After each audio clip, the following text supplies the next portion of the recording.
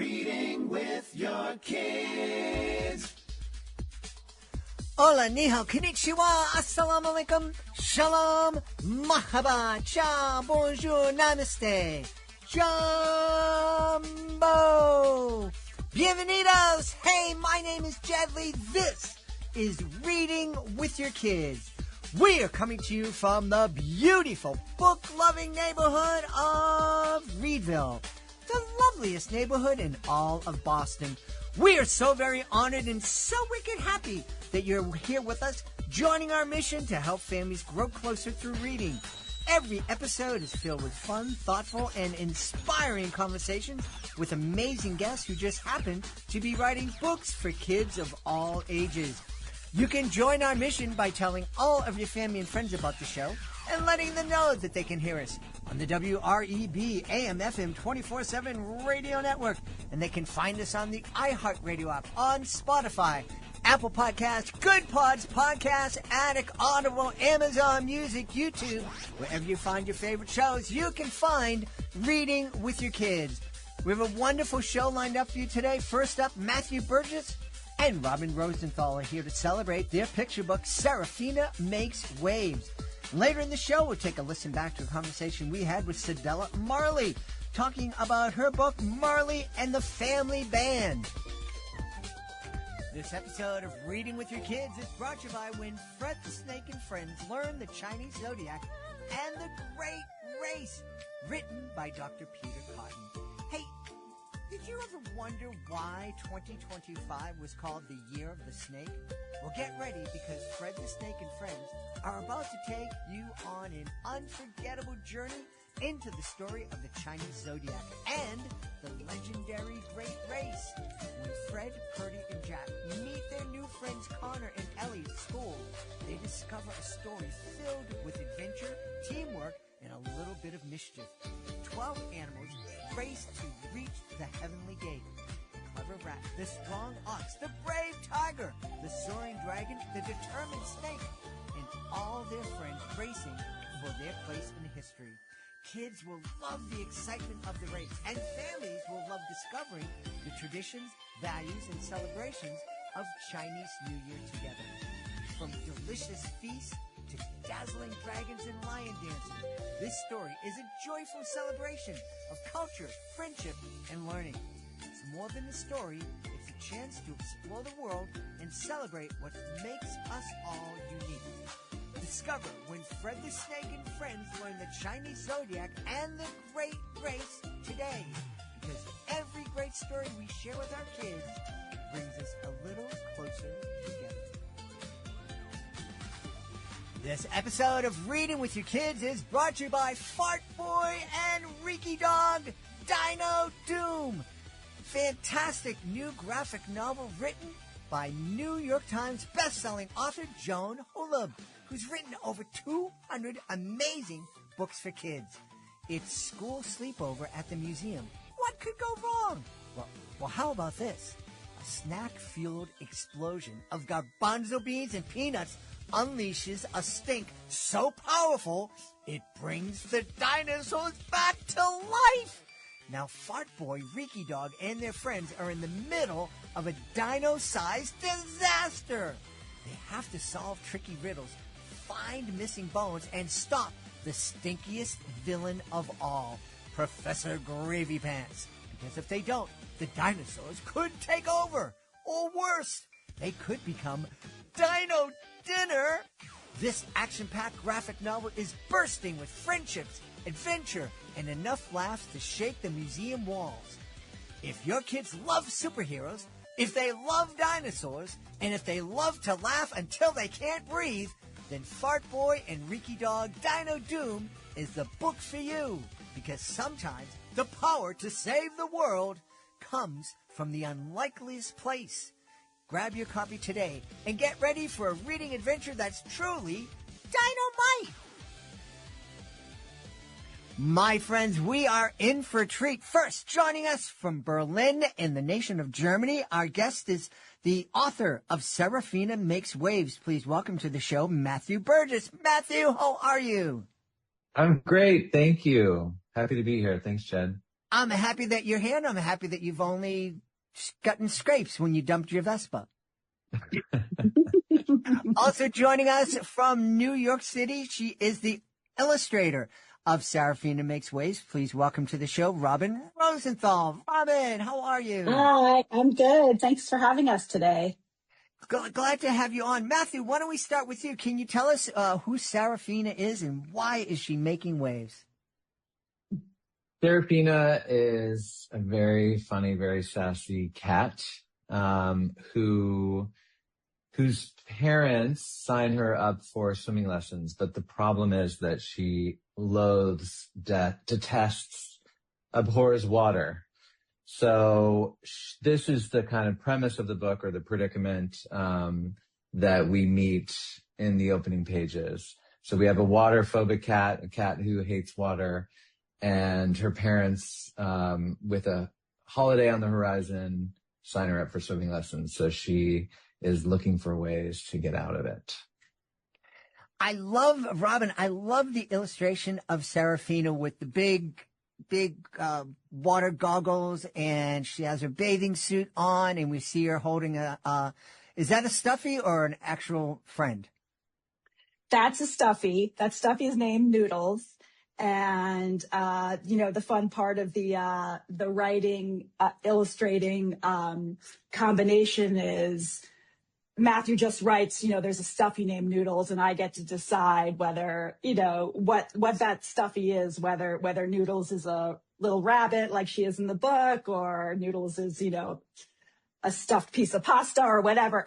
So that was really fun. But Matthew and I had a lot of great back and forth on, the illustrations for the book. Excellent. Yeah. I mean, you just looking at the cover art, you can just tell that Serafina does have lots of attitude. Catitude. Yes. Catitude. Thank you. I have a niece who is I was going to say proud mother, but she's actually at her wit's end. She's 5 cats. Started with one, and very quickly more found their way into her home. She understands all about cats with catitude. Yeah. Matthew, do you have a cat with catitude in your life? I do not. I have a dog, my sidekick Gus, but your story reminded me of Edward Gorey. I wrote a picture book biography of Edward Gorey, who, lived not far from you in Boston. Uh-huh. The great American illustrator. And he was a cat person. He had 7 cats. And he lived in an old ship captain's house on Strawberry Lane in Cape Cod. I don't know if have you ever been there? I have not been to that house, but I've spent lots of time down on the Cape. I've been there, Matthew. It's really cool. Yeah. Yeah, it's great. It's really cool. Something to put, if you ever head out to the end of the Cape, or you're heading out to Truro or Provincetown, be sure to stop at Edward Gorey's house. But no, I've been primarily a dog person. Uh-huh. So, but I love cats. I'm just allergic to them. So I've never been able to really get close, but I do admire them from a distance. Yeah. What about you, Robin? Any cats in your life? So my family, I am not, but the rest of my family is allergic to cats. I would love to have a cat, but I love drawing cats. Uh-huh. And I've always had this hanging out with cats when I can. We have a dog, and our dog loves cats also, but I just love, and part of the inspiration for Serafina is I kind of love that cat attitude. Like, everyone knows that the cat, when you're talking about, sort of that aloofness and that confidence and that sort of coolness that a cat has that maybe a dog doesn't have, So that's what I love tapping into with just drawing cats in general and drawing Serafina. And I also love, there's sort of Serafina is a surrogate when a lot of times, picture book illustrators put animals in their picture books, they're surrogates for little kids. And I've always loved, watching kids, especially at places I love watching kids at the pool or at the beach. and they're so confident. And they're like, Mom, look what I can do. You know, like I can do this, like I can swim, you know, I can do a handstand. I can do this like dolphin dive and, and they just have that like confidence, which I feel like Serafina sort of like, and lots of times sort of emotes in her attitude and her, throughout the book. So I love that she's the surrogate for that like confidence that a kid has that is so beautiful that, we sometimes lose as adults. We kind of get like, oh, I can't do this, I can't draw. But kids, they have that like, they can be really proud of themselves in this really cool way. So I feel like Serafina is kind of a avatar for that. Yeah. Did that image hit you immediately the first time you looked at the manuscript? So that we have an interesting story about how this manuscript came about. And I had drawn this image. I had drawn a sketch of this image a while ago for a previous project. It basically looks very similar to what the cover is as an idea for another project. And that evolved into something else.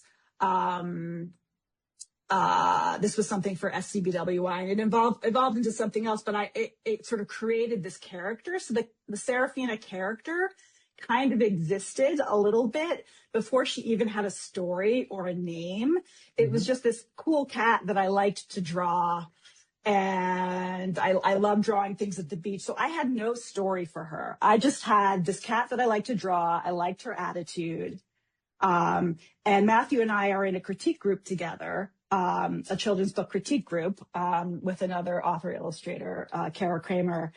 And I'm primarily an illustrator, and Matthew is a writer. And I was asking Matthew kind of like glibly, like, how do you write? Like, I just want to write. Tell me how to write. And I held up a picture of Serafina, who wasn't Serafina yet. She was just this cat with the attitude. Uh-huh. And Matthew started giving me some tips and riffing, and then I'll let Matthew take it from this point, because I held up the thing, and then Matthew took the picture, and then Matthew kind of took it from there. Yeah, I think you had shown the image earlier in the meeting, and so I had seen the image, this very striking image of this cat. Felt iconic. As soon as I saw it, I was like, look at that. That's just begging to be turned into a story. And then later, as I remember it, Robin, later in our meeting, Robin asked, like, so how do you come up with stories? And my first response to that was like, well, I have no idea, which is kind of true. I mean, I feel very lucky when a story sort of floats down and occurs to me. But then she pressed me. She was like, no, like actually answer that question, and so I thought, okay, well, I know what you're getting at. One thing we could do is we could all come up with a list of potential premises of picture book stories, and then we could test them and develop them and bounce them off each other and see which ones have a little something extra. And she goes, okay, well, give me an example of a premise. And just on the spot, I said, there's a cat who's deathly afraid of water, but her parents sign up for swimming lessons. And Robin chuckled. And so when I heard that chuckle, I kind of lit up. I was like, oh, I think there's something there. And so not long after we got off the call, and with that chuckle in my mind, I wrote down Serafina. I wrote down a name, and I think the attitude that came directly from the image, and then the story developed from those notes. Uh-huh. Yes. Robin, that story reminds me of you asking Matthew, where did the idea come from? How do you do this? When I was touring El Salvador, with Clowns Without Borders, you and I were talking about that before we hit record. There's this one part in the show where I would do it differently every day. And one of my troop mates who was on stage with me kind of got frustrated because she didn't know what I was going to do. And she just said to me one day, tell me, how do you know what you're going to do? You're going to do this on Tuesday? You're going to do something else on Wednesday? And I go, I don't know. I'm out there in the moment and it hits me and I just go with it. And So I'm imagining that you still didn't get that final answer from Matthew that you were looking for. How did the stories come to you? I think so much of it is to that, because that's and why am I blanking on what's the word for ad lib when the comedians do improvisation. Yeah. I think there is, it's so much of it is a muscle, right? It's like that. And this is actually appropriate for Matthew because I feel like Matthew told me this quote, and I think, tell me if I'm attributing it wrong, it's maybe Picasso, but inspiration is out there, but it has to find you working. Is that the right quote, Matthew? Yeah, exactly. So, but there is, it's like, I think I was, like I said, I was glibly asking, how do you do this? But so much of writing is working. Mm-hmm. And same with like ad-libbing or improv or clowning or doing those things is you've built up the muscle, like you've built up the improv muscle so you can change it every day. Matthew's built up his writing muscle so he can be like, he saw the inspiration of the cat and he knew he had the tools to make up these stories. I came at that point without the muscles and just like, oh, just tell me how to do it. It's just, you know what I mean? So it really is, it's like, where do you come up with stories? It's like, you've got to work, you've got to write a bunch of bad stories. You've got to do same thing with drawing. You've got to draw a bunch of bad cats, or whatever it is, and just like, so it was just so nice to work with Matthew, who brought like just this like wonderful text and story to the table and continues to. I mean, he's come up with, there is going to be a book too. And just seeing him work and just come up, just be so prolific has been a real joy to watch. And Matthew's, teaches poetry actually at Brooklyn College and is a poet, and it's just so wonderful to see. He writes in a way that I would never write, but it's so wonderful to like riff off that and work with that. Mm-hmm. I would like to write like that, but but I am not going to get there in this lifetime, but I always tell my niece, you can't say can't without saying yet. So you're going to get there. It's true. But also there's something very like, what I've realized, cause I've since published my first author illustrator book, and it is that it's important that you find your own voice too. It's like, and that feels authentic. And Matthew's voice and the way he writes is very authentic to him. If you look across all his different stories, it just feels very like a Matthew book. And my book was very, like, I feel like when I wrote that book, I was able to tap into that book is called Sweet Babe. I was able to tap into that too. But anyway, I digress. I think improv is a great word for it. I mean, I feel like that's kind of what we're doing, Robin, is that your character, it wasn't really even a sketch. I mean, it was like such a strong character image that sparked a name and an attitude. And then from that, we sort of sparked a story. And then, and I don't know, Jed, it's sort of unusual what happened in our case because we were playing through and improvising this story into existence before we took it to a publisher. So because we're friends and because of our proximity, and we were able to pass it back and forth and test it out and develop it. So there really was a lot of improv, which is a kind of play, and volley. We had a lot of volley before we even submitted it because I wanted the story to also align sort of with your feeling of that character as well. I'm sure, as you know, Jed, it's like that's unusual for the author and illustrator to really be working together in tandem. And we have Matthew and I have the same agent. So our agent pitched our story as a package, like this is an author and illustrator going together. But I think, typically they try to, as you know, they try to keep the author and illustrator separate so the illustrator can really like do their thing and have room to move and not be sort of constrained by maybe the author's preconceived, thoughts about, she's supposed to be, in my head, she's a redheaded girl with freckles or something like that, and really like give the illustrator some leeway. But this was a very different, it was a lot of improv. And I think definitely a lot of sort of, I think, you know, I hope Matthew would agree. We're both candid with each other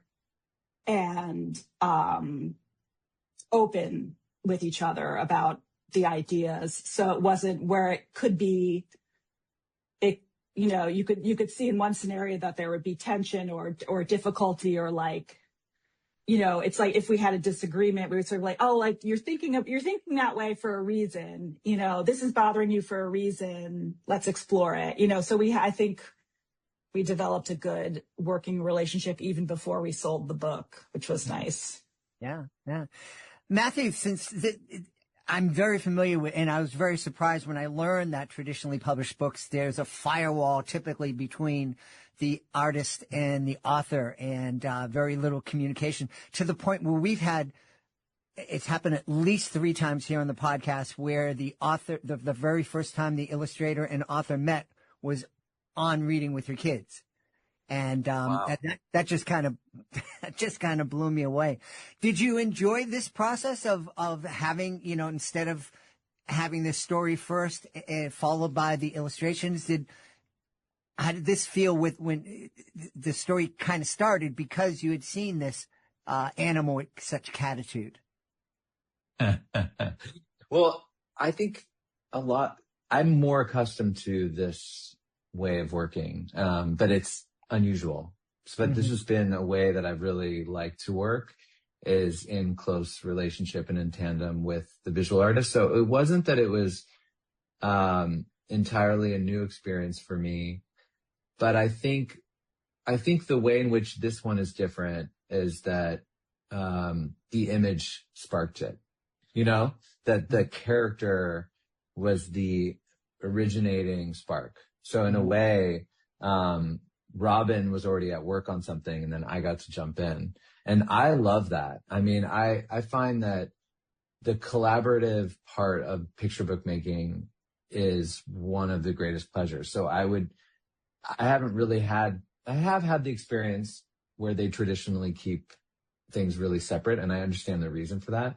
But to me, the conversation is such a pleasure. So I would be sorry not to have that, not to be able to have like some open communication between author and illustrator. But you can imagine all the personalities and that the reasons why people in publishing would avoid that scenario, right? For the reasons that Robin articulated.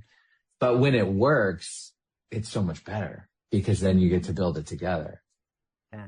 Yeah, I love it. I love it. Matthew, I wanted to digress a little bit. You wrote a book I saw on your website about something that I witnessed.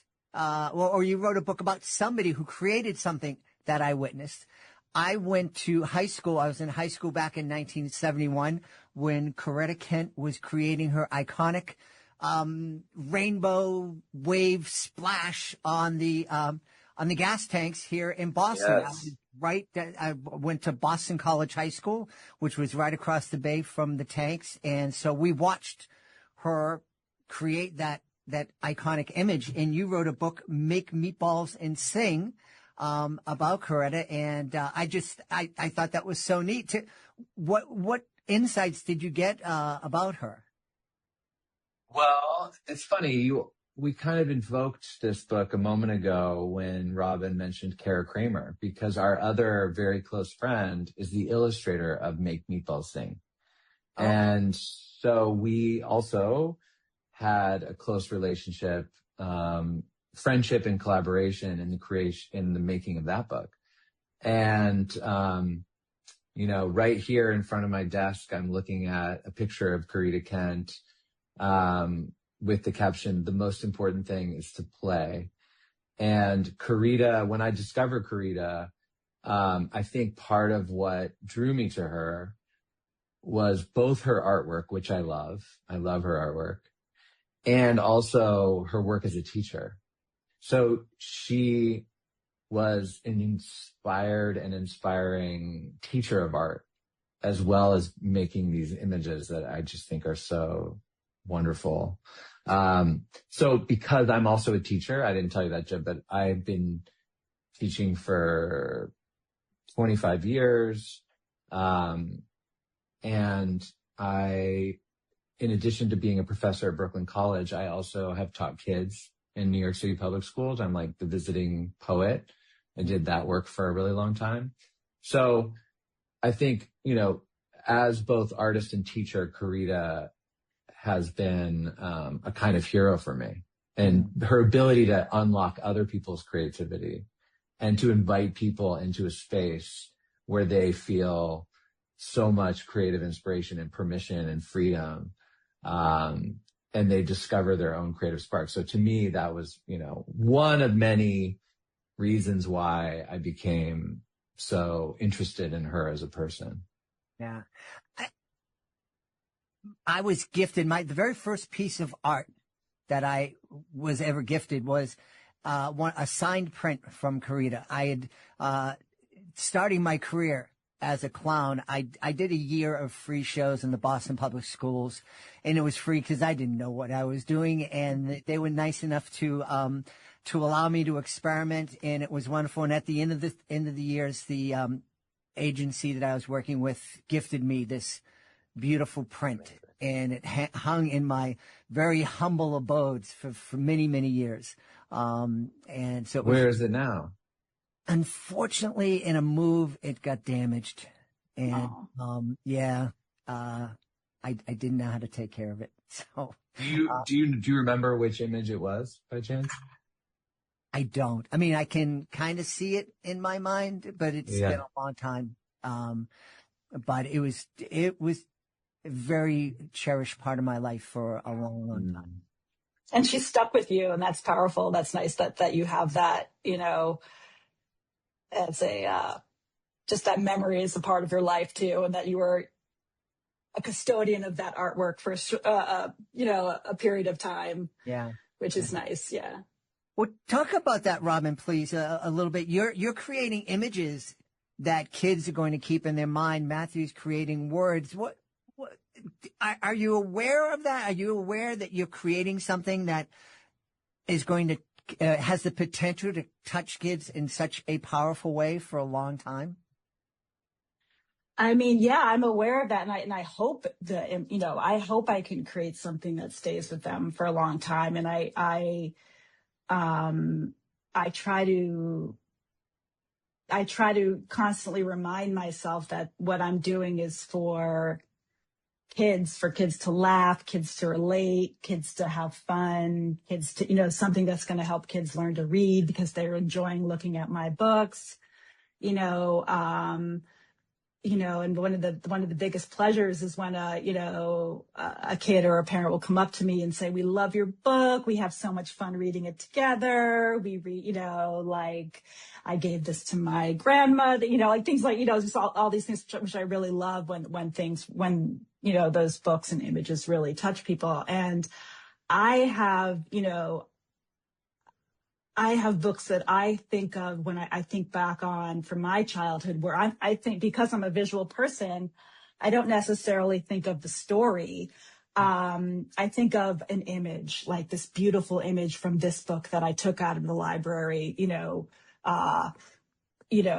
so many times, hundreds, just kept rechecking it out of the library. And I think of like, oh, the end papers from this book, or this one image where the kid's upside down, and it just, I tried to recreate it as a kid. So as a very visual kid, I think of, I really think of those images, and I hope I can make those, for kids that'll, last in their lives. And to that end, I try to put lots of little funny, Easter eggs in the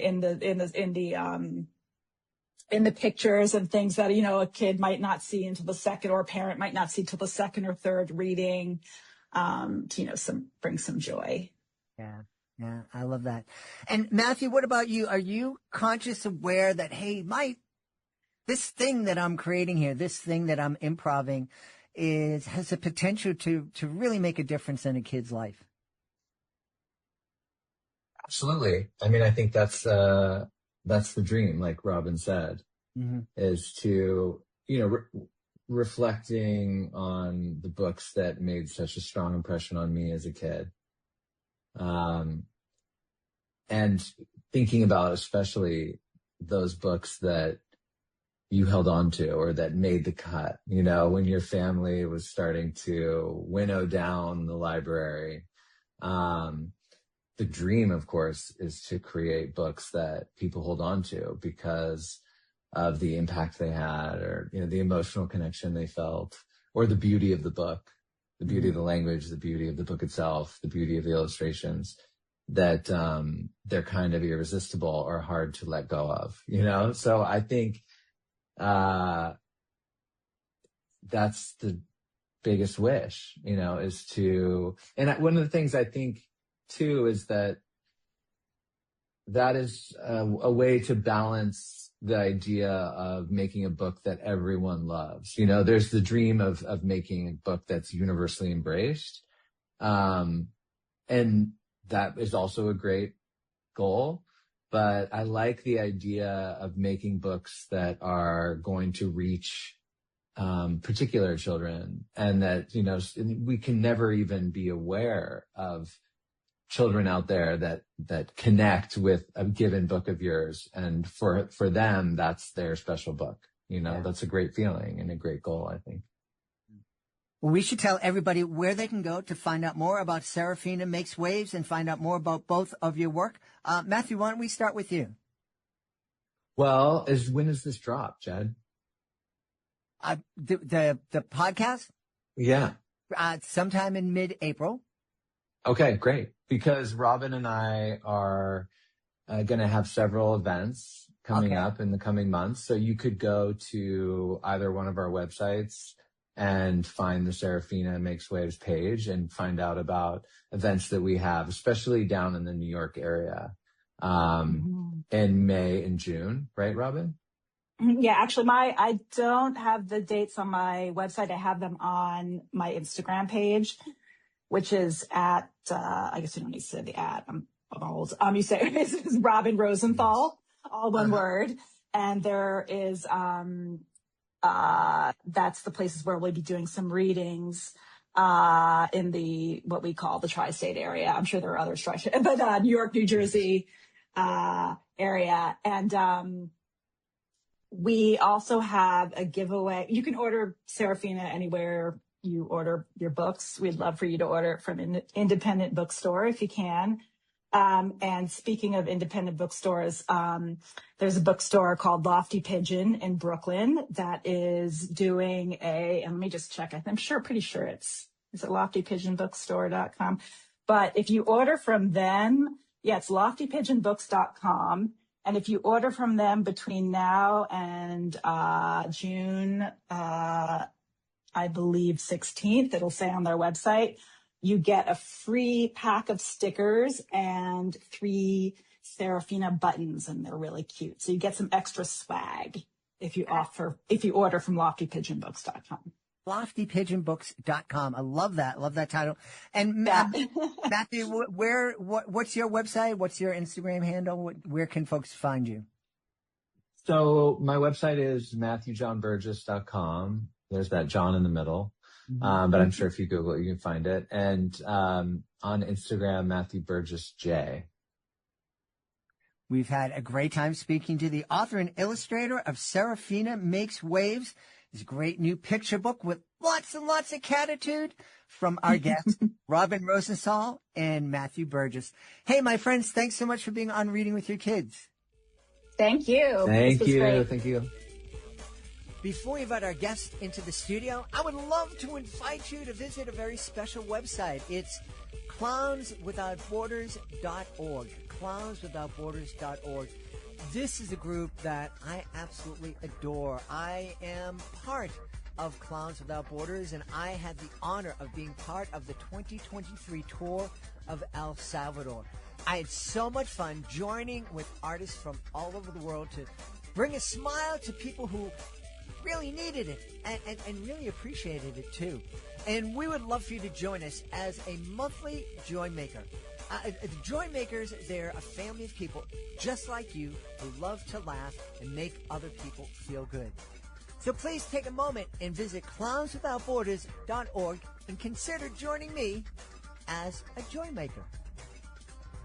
Join us right now from the beautiful city of Miami. Our guest today is here to celebrate a beautiful picture book. It's called Marley and the Family Band. Please welcome to the show, Cedella Marley. Hey, Cedella, how are you?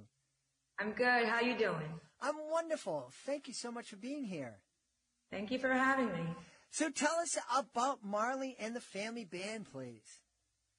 So Marley and the Family Band, the main character, her name is Marley, like Marley. My family and I, we moved from Jamaica to Wilmington, Delaware when I was a young girl. The story was inspired by my childhood for those years that we were in Delaware. I wrote this book as a homage to the legacy of my father. It's also a shout out to the unifying power of music, as well as the importance of migration stories for children. Playing and listening to music was the core of my childhood.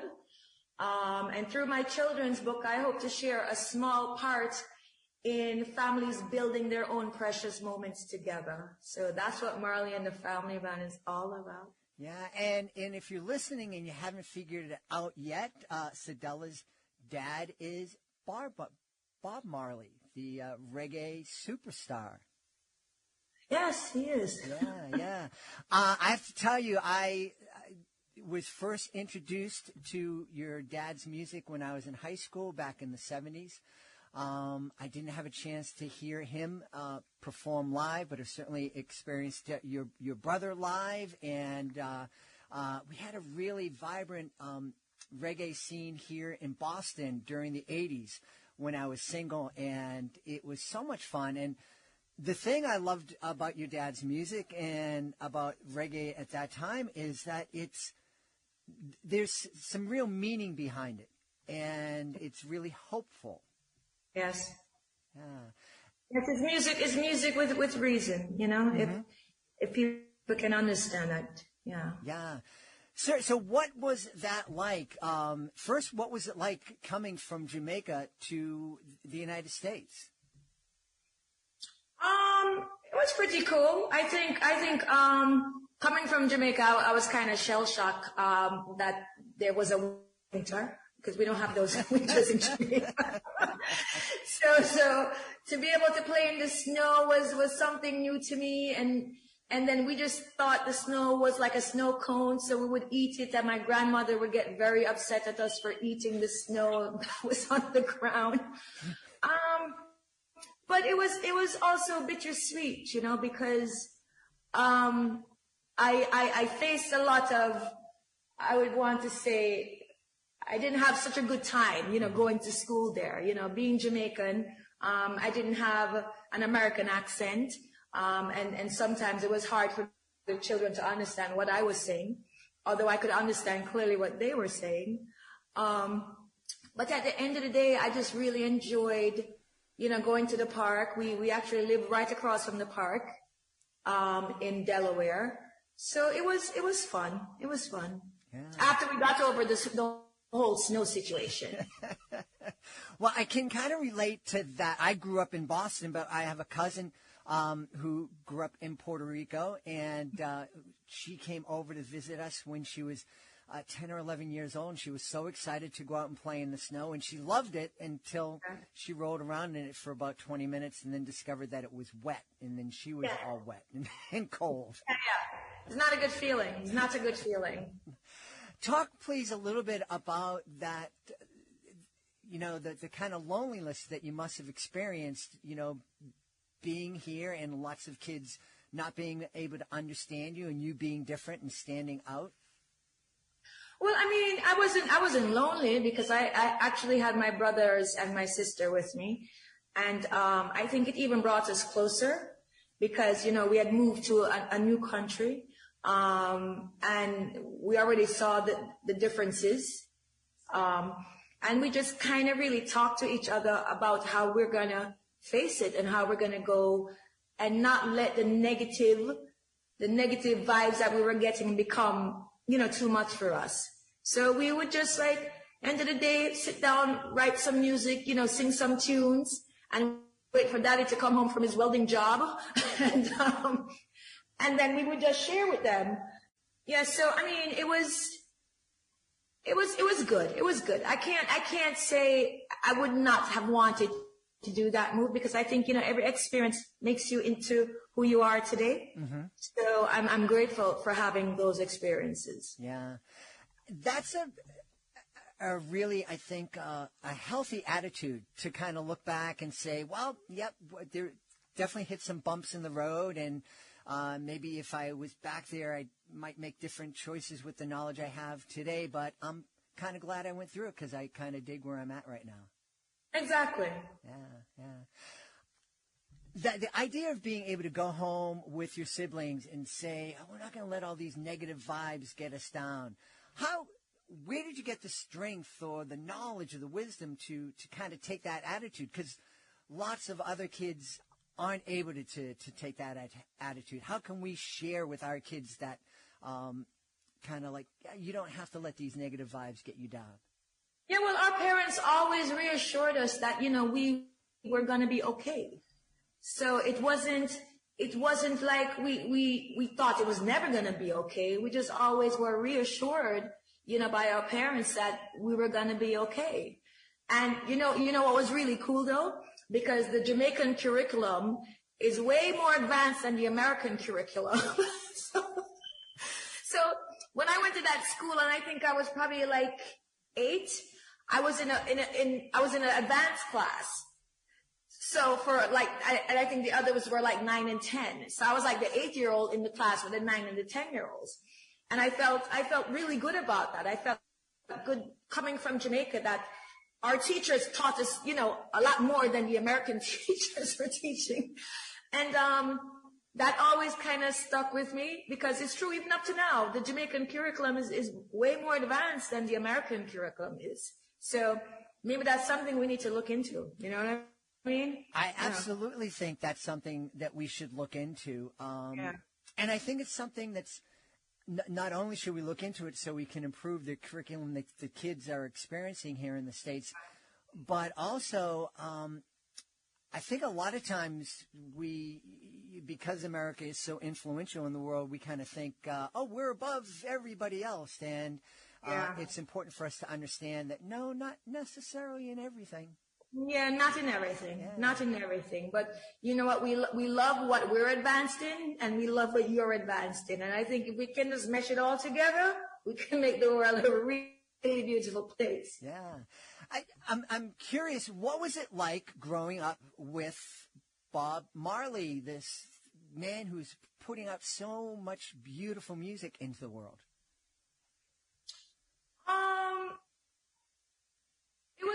It was pretty normal. Daddy wasn't the Bob Marley that, he is now. He was working at Chrysler back then. And my mom was a nurse, and she used to clean houses.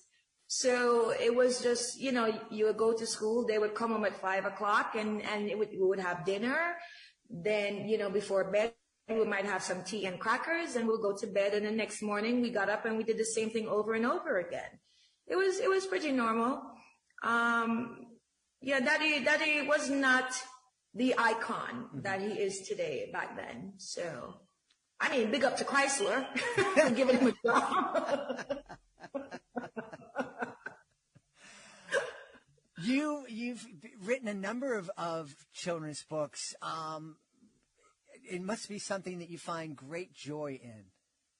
I do. And initially when I started, it was really about introducing a younger generation to my father's work, and just watching how many things our children have to cope with. It's almost like they have to be young adults, when they're 4 and 5, because you have all the social media. Every kid has a phone. Every kid has an iPad, tablet, whatever. And so they're being exposed to a lot more than what I was when I was growing up, So technology has taken a different toll on our children, I feel. And so we have to surround them with positivity. And that is why I write my children's books using my father's lyrics, because to me, music, if we could teach any subject just by using music, I think everybody would be getting straight A's, because our kids can hear a song today and they can sing it lyric for lyric in 2 days, done. So imagine if we were putting our lessons to music. Our kids would be, listen, in Jamaica, that's how they used to do it, you know, A, B, C, D, E, F. I mean, it's the same thing. I think Sesame Street does a really good job of that. Yeah. And I think sometimes if we could think of using more music when we're teaching our kids from biology, math, you know, English, history, literature, whatever the subject is, we might really see our little geniuses blossom even quicker. Yeah, you know, that's interesting because music does tap into a different part of our brain. And it's amazing that, you know, I can hear a song that I haven't heard in decades, but the minute it starts playing, I know the lyrics. Exactly. You know, and I know when my mom, at the end of her life, when she was suffering from dementia and didn't remember anybody in the family, she knew the lyrics to music, and it was always right there. So I think you're right that there's something there that, you know, singing with our kids and singing the lessons, it kind of becomes more ingrained in the kids' minds. Yes, and we should be doing more of that, you know, because this is the world that they live in. TikTok, IG, you know. So I think, like, if we can get to that side of their brain while giving them the knowledge through music, then I think we could achieve great things. Yeah. You brought something up that I first noticed right before I became a parent. My beautiful wife and I were running a camp, and I had a group of kids in the van, and we were driving to the pool, and a song came on. One of the kids turned on the radio in the van, and the song came on, and all of the kids were singing it. The 3, 4, 5-year-olds were singing. And I, for the first time, was hearing the lyrics, and I was pretty horrified because 3, 4, 5-year-olds shouldn't be singing this stuff. There's a lot of music out there today, and it's really, really powerful, and they don't have the positive message that Bob Marley's music had. Does that concern you?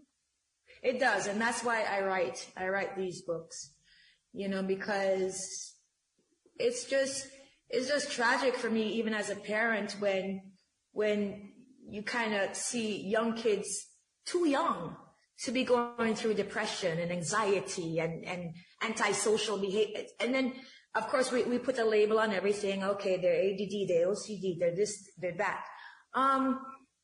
And I think sometimes we're actually missing some of the core values that growing up in the 60s and 70s that we kind of had.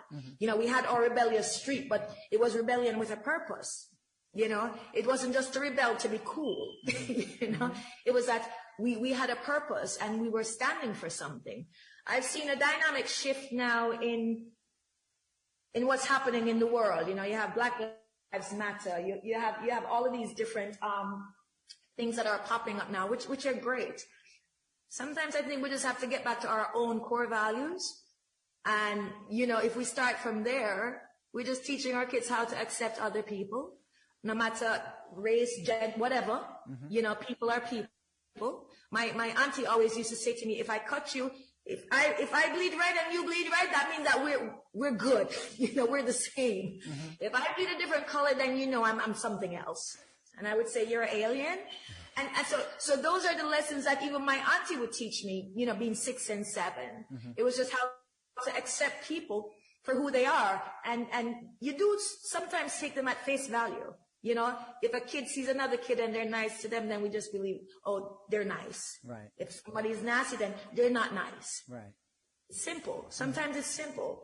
And that's why Bob Marley is still relevant now, because, you know, the message of unity, love, acceptance, peace, planet is still something that it's not lost on me. We still have to get some work done. Yeah. We absolutely do. And I love that message of unity, the idea that we are all part of the same beautiful human family. Yeah. Yeah. How can we, as parents, kind of infuse our kids with those positive vibes? How can we best do that when we're surrounded by technology and our kids are exposed to all these messages on social media, in movies and music, and it's almost impossible to ban things from our kids' lives. How can we be the ones that kind of help inspire our kids to turn towards music and media that has a purpose? Well, I mean, there's an old saying, you lead by example. Our kids watch us. They're a reflection of our own behavior. Racism is not something you're born with. It's something you're taught. So while we can see so much good happening and we see the bad things happening, no kid is just born bad. Mm-hmm. Circumstances, situations, environment, So I always say we start from the home. If your home is not good, don't expect good things to happen when they get outside that door. Mm-hmm. We have to be the example for our children, and then they can become the examples for others. Mm-hmm. And I think that's just the cycle that we have to start to kind of live by now. Mm-hmm. Yeah. I think that's so important. How does it feel? You're carrying on your dad's legacy. Do you ever stop and think that there are families all across the country, all across the world, snuggling up on the couch, reading your books and experiencing your daddy's words in this new, colorful way? I mean, I feel good about it. I feel like, that's the cycle that I want to create. That is the world that I want to help to build, is that type of a world where no child is too big, where I can say, come here to my 27-year-old and let's sit down and let's just, either we're going to watch something or we're going to listen to something, but I make those times, we have to have our family time. Mm-hmm. And for daddy to be inspiring, 2-year-olds, 3-year-olds, 4-year-olds, it shows the power of his message. And it's something that few people can actually do. And I'm just blessed to be a part of that journey. Yeah, that's beautiful. Is there a favorite song of your dad's?